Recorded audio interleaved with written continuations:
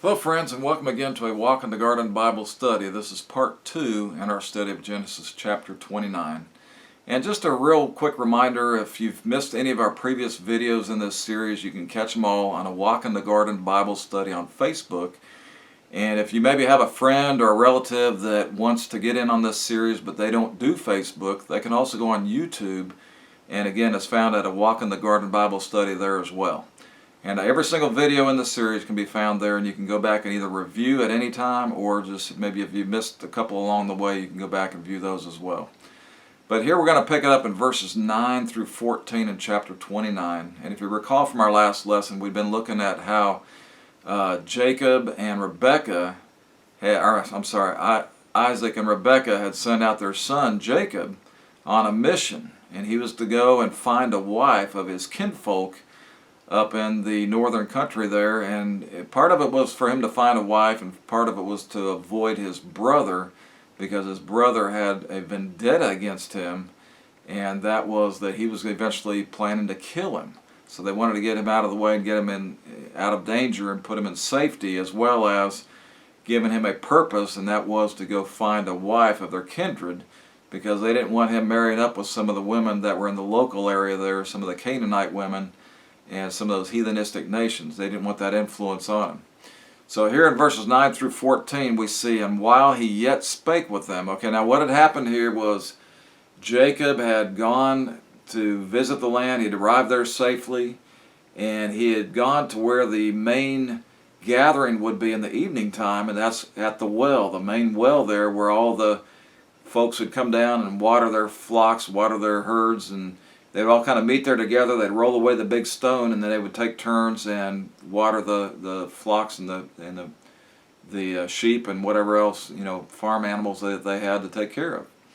And so he was speaking to the men, and he was asking them about if they knew his uncle Laban. And they said, "Yeah, we sure know him." And he says, "Well, do you know of is he well, and where is he located?" And they said, "Well, and they were talking, and in the midst of their conversation, lo and behold, here comes one of his daughters down to the well." And so that's where we're picking it up here. And it says, "And while he yet spake with them, Rachel came with her father's sheep, for she kept them. And it came to pass, when Jacob saw Rachel, the daughter of Laban, his mother's brother, and the sheep of Laban, his mother's brother, then Jacob went near and rolled the stone from the well's mouth, and watered the flock of Laban, his mother's brother. And Jacob kissed Rachel, and lifted up his voice, and wept.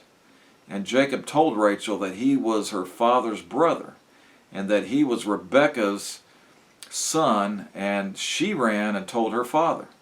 And it came to pass, when Laban heard the things, and heard the tidings of Jacob, his sister's son, that he ran to meet him, and embraced him, and kissed him, and brought him to his house. And he told Laban all these things. And Laban said to him, Surely thou art my bone and my flesh. And he abode with him the space of a month." And when we read this account, it just kind of reminds me of another Bible verse that says the steps of a good man are ordered by the Lord. When we're in the Lord's will, first of all, when we're one of His children, when we've trusted Christ as our Savior, we've been grafted into the family of God, and we become one of God's children, then He looks over that, and He looks after His children. And if we're in His will, and we're seeking to do His will, and we're doing things daily, abiding by His word, then the Bible says that our steps can be ordered by the Lord. So it's no coincidence that when Jacob arrives here, he just happens to meet with one of Laban's daughters. It's no perchance thing. It's not just a coinky-dink, you might say. It's not just a matter of fact, but it was ordered by the Lord.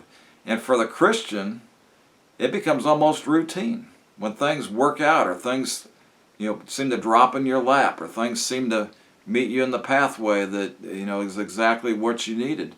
Well, that's not by coincidence, but for the Christian, it almost becomes an expectation. Because as a child of God, we know our Heavenly Father is looking out for us, and if we're in His will, then our steps, our pathway, our direction is going to be ordered by Him. And what better direction can we go than to go the way that God's outlined for us, because He only wants good things for His children. I mean, that's the way it is. And so here we see this, when Jacob happened upon this well, it wasn't by accident, and it just happened to be the right time of day, and it just happened to be the right time when the sheep were getting ready to be watered, and it just happened to be the right time that Laban's daughter would be coming down with her father's flock. So there you go. So what's the first thing we notice about Rachel? Well, first of all, we know that she is Laban's daughter. So there's an answered prayer right there. They've been praying for that. His family had been praying for that. His mother and father have been praying for him while he's gone. And there's another lesson to be learned. We should pray for our families daily. We should pray for their safety. We should pray for their protection. And we should pray for good fortune, but we also should pray just that they're in the Lord's will and that the Lord is in control of their life and ordering their steps. And so this was an answered prayer, the fact that he was about to encounter Laban's daughter. But she's Laban's daughter, and Laban is the brother of Rebekah, so this is Jacob's uncle. And so this is his cousin that's coming down to water the flock, his cousin Rachel, who he's probably never met before. They've been away from their kindred for a very long time. And she was taking the father's sheep and bringing them to take water. And what does it says? It says, "For she kept them," is what how the Bible states it. It was an honest and useful labor. And so she was not only making herself, not only using her ambition and not only making herself available and useful, but she was helping out the family. That was probably one of her duties that she did each day. Maybe in the evening time, maybe they did it a couple times a day. Maybe somebody else brought them down in the morning. But in the evening time, it was one of her responsibilities was the father's sheep and to make sure they got watered properly. And so that's what she was doing. She was about her daily business. She had no idea she was about to have this encounter. She was just going about her daily duties. And that's another thing we've noticed in the past, is that a lot of times when God will meet with people, or when we'll have a spirit-filled encounter with somebody, many times it's just when we're doing our faithful daily duties, the things that we are required to do. We're busy about doing God's work, and that is God's work when you're helping the family, because that's one of the things that the Lord has ordained is the family, and that they're to work together. But we see that Jacob, what do we know about Jacob here? Well, he had already been informed by the rest of the family that this was indeed Rachel.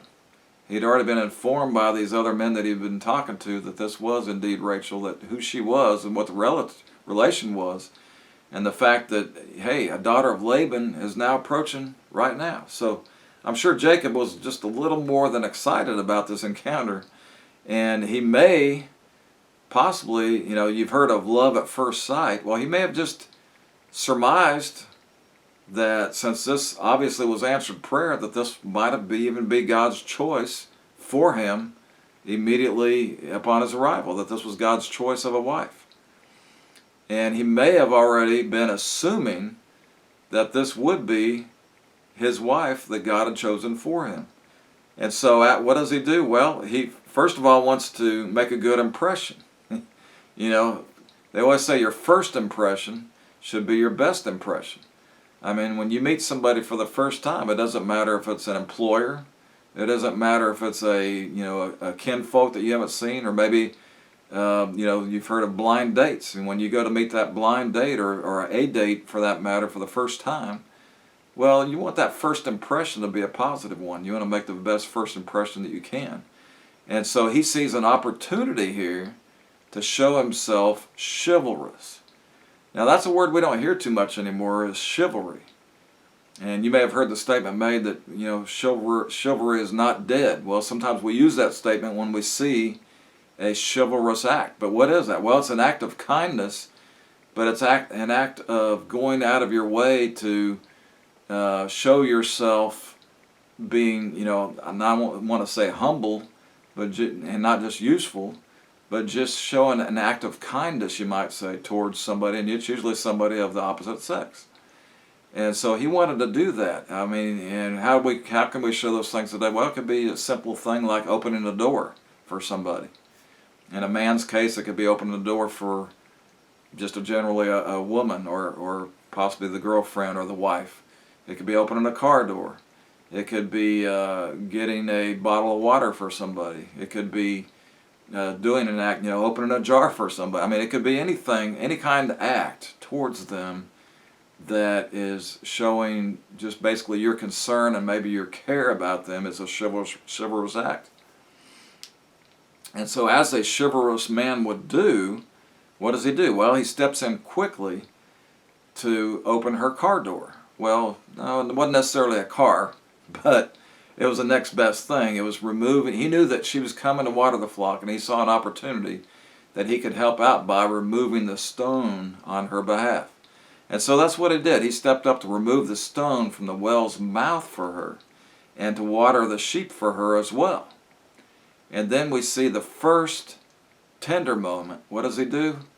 He introduces himself. He addresses her, and through tears of joy, he gives her a kiss. Because she is one of his kinfolk. Not a real close kin, but she is one of his kinfolk. And so at this point, it was just a friendly kiss, and it was a kiss like you would do with a relative. But he was just so excited and so impressed. And what a major surprise for Rachel. Can you imagine her taking all of this in, that here comes somebody approaching her she's never met before. And she's probably been approached by other guys that would maybe help out occasionally or do whatever. And but this was a new one on her.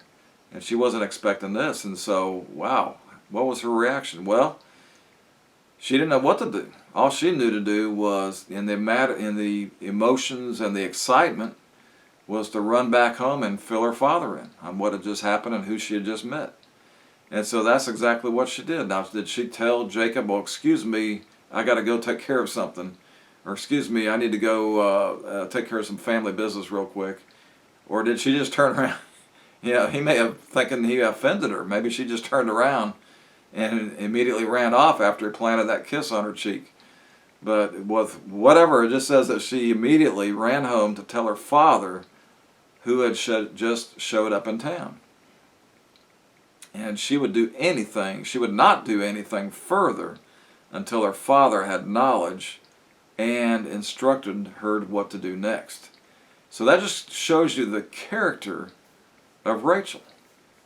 She wasn't going to go out and make a decision on her own. She wasn't going to sit there and just chit-chat with this guy for a couple hours and then go home and say, well, I met somebody tonight and he seems like a real nice guy and he wants to take me out or whatever.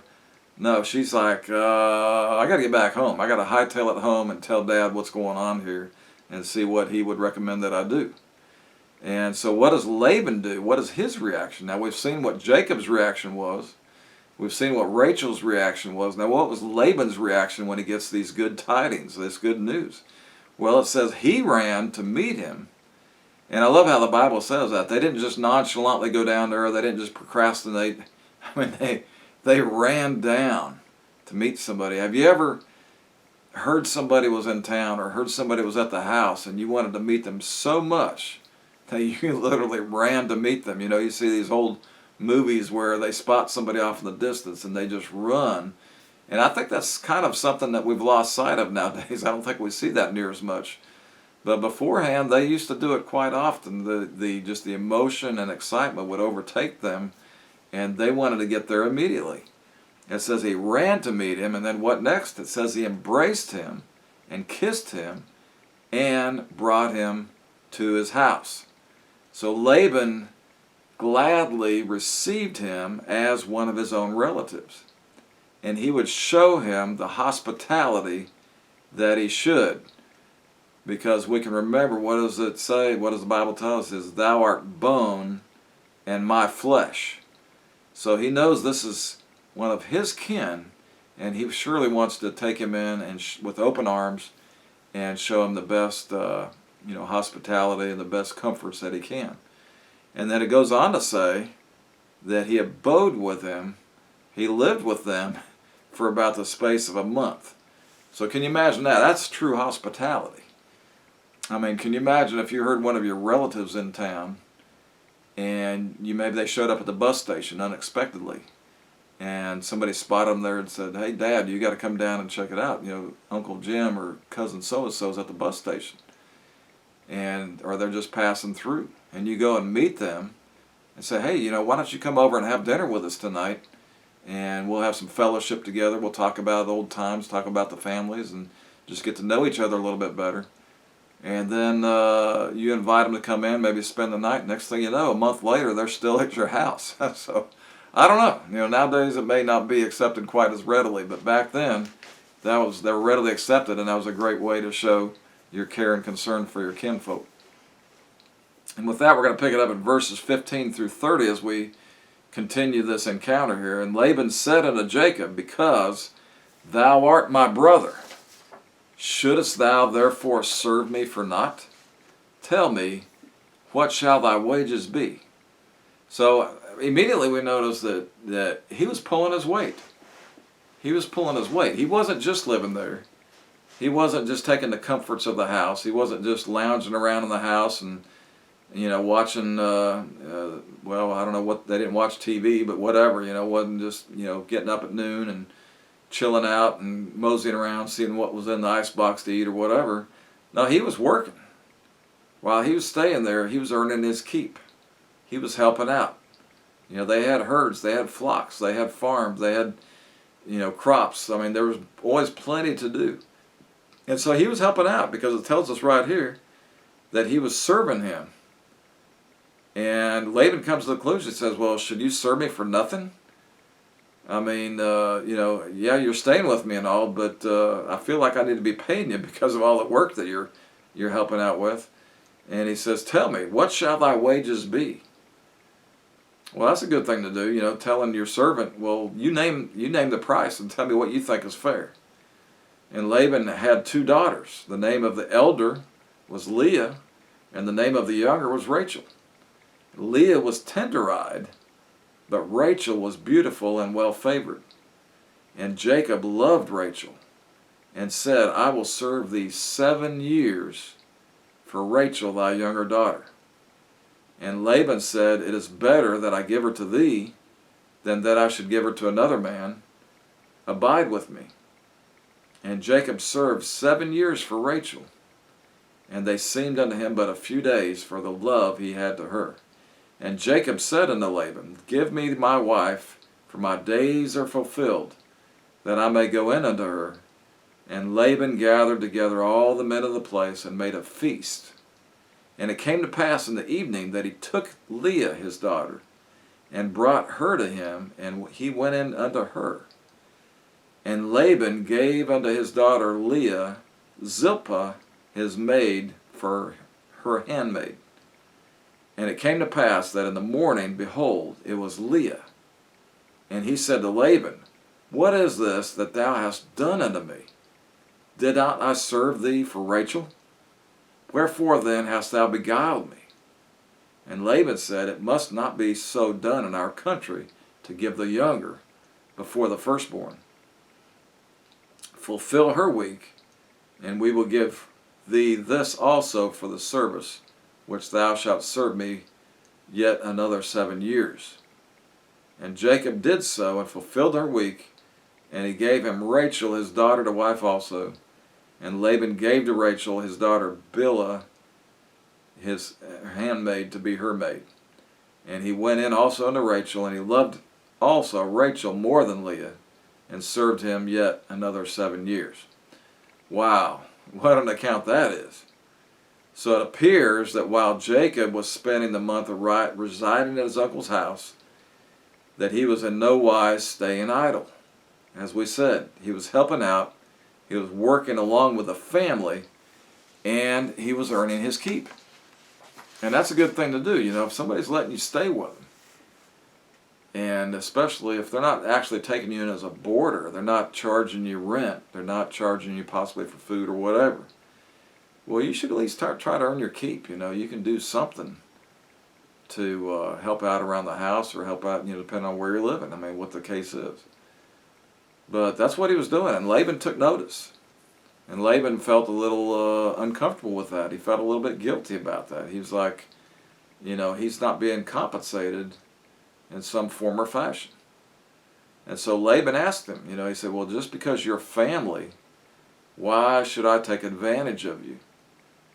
Shouldest thou therefore serve me for naught? And he poses a straightforward question to Laban. He says, tell me, what shall thy wages be? You name it, Jacob. You set your wages. You set your terms. You set your, hourly or whatever the case is. And whatever you think is fair, we will implement it immediately, and that's what we'll do. So it's for sure that Jacob now saw the opportunity. He loved Rachel. We see that Laban had the two daughters, and it's interesting to the way the Bible describes Leah. She was tender-eyed, but she was the eldest daughter. And then you had Rachel that it said was beautiful and more favored, or well favored. So he saw this as an opportunity that maybe he could get, kind of step around, and maybe he knew that they kind of had, I don't know if it was a written thing in the country or if it's just kind of a country tradition that basically the oldest daughter would get married first. And that's kind of the way they did a lot of things back then. Just like when they had the birthright, they had the blessing for the eldest son, and with the daughters, it was the eldest daughter. But the chances are good that Jacob may have been aware of this, and so maybe he knew that he had to kind of skin around that somehow, and maybe that's why he had brought this question up beforehand. And now he saw an opportunity that, I can maybe work this out as part of this wage thing, that I'll, as my wage, what I want for compensation is I want Rachel, the youngest daughter, for my wife. And maybe that, Laban will agree to it since, I'm doing this work for his behalf. So he saw the opportunity, and that's what he poses that question. And he'll make a contract with Laban, even if it's a written contract. He'll make it with him that he will stick around and serve him 7 years. Now that takes a lot of stamina. That takes a lot of patience. And that takes a lot of fortitude, that's true love. If you're willing to work for a wife, and you gotta pray and hope that you don't get out of kilter, with anybody. But 7 years to gain his daughter's hand. And in some countries they have dowries. You pay a dowry to get somebody's daughter and so forth. And well, this was, kind of the dowry that was being paid. But not just any daughter, and it wasn't the older daughter, but he was the one he met at the well. That's the one he wanted, was Rachel. And so Laban agrees. He said, it's better that I give her to thee than that I should give her to another man. He says, go ahead, you stay. Abide with me. You'll work these 7 years, and then I'm going to give you your desires of your heart. I'm going to give you Rachel. So that's what he was planning, or that's at least what he was indicating he was going to do. And so it was Jacob that loved Rachel, and he'd been anticipating. It's kind of like somebody that's working towards any kind of goal. You anticipate that day when you finally complete your agreement, you complete the contract. It could be anything. You could be anything with a goal. You could be paying off a car for 6 years. And there's nothing like making that last payment, working that last month to make that last payment to finally have the goal achieved that you own the vehicle. And so it could be anything like that. But here, he was, day by day, he was looking for the time when he was going to complete the mission and gain his prize. And it says that he was loving her so much that 7 years just seemed but a few days to him. It seemed like it whizzed by because he just could not wait, and he knew it was going to be worth it all once he got her for his wife. And so it seemed like just a few days. And the end of his fulfillment was approaching. But what a way to describe a love affair is it just seemed as a few days. And so it seems that Laban is keeping his end of the bargain. He gathers all the men together, as they do. He's going to prepare a big feast, a big wedding feast. And everything seems to be on track until we see this little twist of events. And so what do we see? Well, we see that just as Jacob had tricked his father into thinking he was Esau in order to secure his father's blessing, if you remember that from the past lesson, Well, so it is that now it is he that will be tricked into marrying with the wrong daughter. And what a twist of events this would be. One can only imagine Jacob's surprise.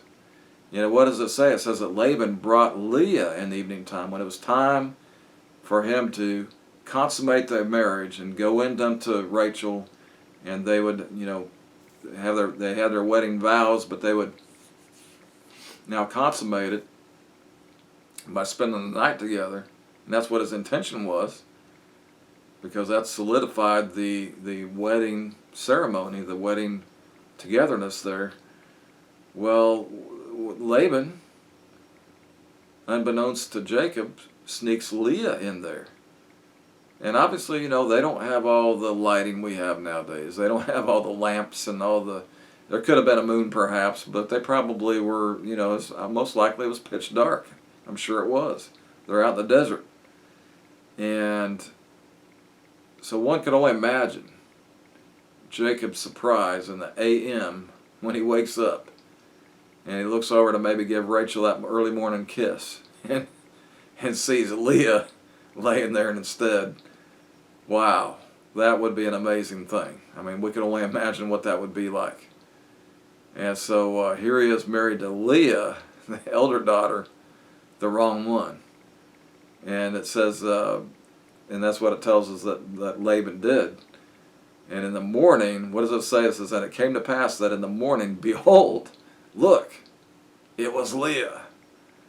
So by doing this, Laban had deceived both Jacob and Rachel. And maybe he might have even already pre-informed Rachel, but he probably didn't tell her about it until the very last minute. And could you imagine the crushing blow that was to her, to find out that she, was going to have to be set on the side, and that her sister was going to be the one getting married after all. So he had deceived both Jacob and Rachel on multiple levels, because it was they that had affections for one another. It was they that were engaged, and it was they that had attended the wedding feast, and it was they that were expecting to share the marriage bed. But it was Laban's deceptive plan all along not to let that happen. That Leah, his oldest, should fulfill tradition and be the first to marry. Now it's possible that Laban's original intent was to follow through on it. But he had 7 years to be thinking about it. He had 7 years to be encountered by other people that probably told him, oh, you shouldn't, that can't happen, that's not the right thing to do. And somebody could have blew in his ear. I mean, who knows? But, he knew that Leah, his oldest, by their traditions, should fulfill the tradition and be the first to marry.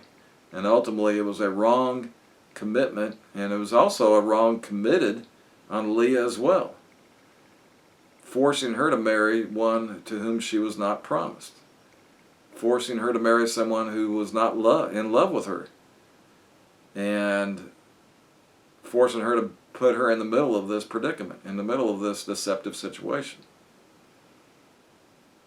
So Jacob was now literally paid with his own coin.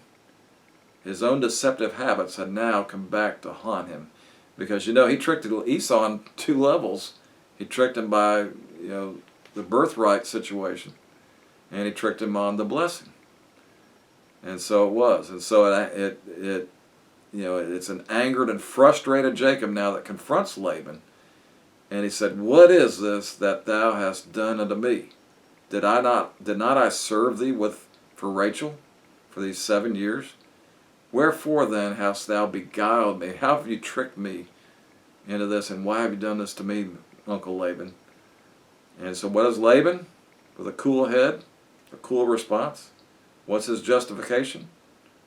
What's his excuse for, doing this wicked thing? He says, well, it must not be done so in our country to give the younger before the firstborn. And really, was this even a legitimate custom? Well, we don't know, but either way, it was something that he had decided to do, and you never know, it could have been done because he was having trouble finding Leah a husband. Maybe he wanted to get her pawned off. But it was Rachel that was described as beautiful and favored. But it was Leah that was described as tender-eyed. So that may have had an impact on it. But obviously, it was, if there was a custom, it was certainly would have been already alerted to Jacob ahead of time. So he probably had possibly have already heard of it. But it's Jacob now is impressed upon with his continuing obligation to Rachel in spite of having already been married to Leah. And what does he say? Laban says, fulfill her week, and we will give thee this also for the service which thou hast served me, if you serve me another 7 years. So he's committed to serving Laban an additional 7 years, and if he follows through with his engagement to Rachel, to the breaking of the one flesh principle, because now he'll be coerced into a bigamous situation. So that's an unfortunate thing. But as we see through the scriptures, people are people, humans are humans, and even though they're in serving the Lord, even though they're in the godly families, even though they're under godly influences, they still make choices, and not necessarily wise choices in every case. And in some cases, they do the wrong things, and it has wrong results. But we see that the human part of the Bible, folks that are in the Bible, they're just like us. And these are things that are in there for our examples, so that hopefully we won't make the same mistakes that they did. So what was the result of all this calamity? Well, it says Jacob did so and fulfilled her week, and he gave him Rachel, his daughter, to wife also. And he loved also Rachel more than Leah, and served with him yet another 7 years. So we're going to leave off there, and we'll pick it up next time in verses 31 through 35, and we'll see how this plays out. But he worked 7 years for Leah. He worked 7 years for Rachel. Laban followed through, gave him both of his daughters, and then he worked for him another 7 years. But what does it say? Herein lies an issue that's going to be an issue, and it's going to be a problem. And it's naturally going to be a problem when you got more than one wife in the picture. Because it says he loved Rachel more than Leah and served with him yet another 7 years. So that is going to be an issue. And really the fact that he had been married to Leah for already 7 years, and yet he still loves Rachel more. That must have been a hard home life there for all of them. Well, we'll pick it up in our next lesson there, and we'll see how the rest of this story plays out. Hope to see you then. Stick with us, and I'll be back with you again real soon. Hope you're having a great day. Thanks.